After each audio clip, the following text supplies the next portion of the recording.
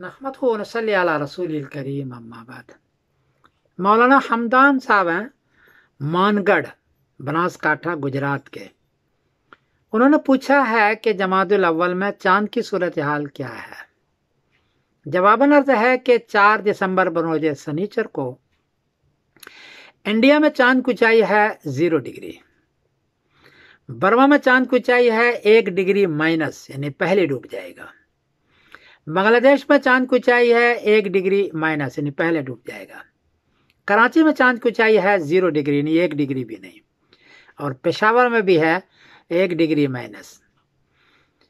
چونکہ 0 ڈگری اور minus degree ہے 4 دسمبر بروز سنیچر کو، اس لیے کسی کو چاند نظر نہیں آئے گا۔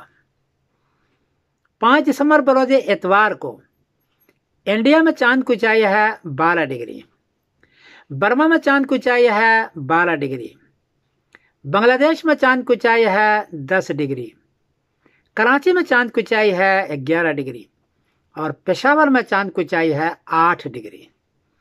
چونکہ 5 دسمبر بروز اتوار کو انڈیا، پاکستان، بنگلہ دیش میں 10 ڈگری سے اونچا چاند ہے۔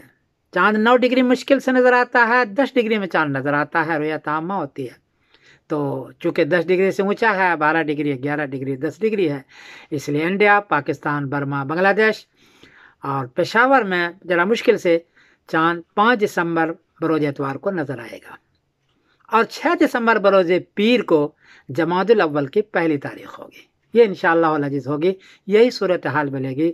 تو یہ صورتحال ہے جمادی الاول کے لیے۔ میں سمیع الدین قاسمی بول رہا ہوں مانچسٹر انگلینڈ سے۔ السلام علیکم ورحمۃ اللہ وبرکاتہ۔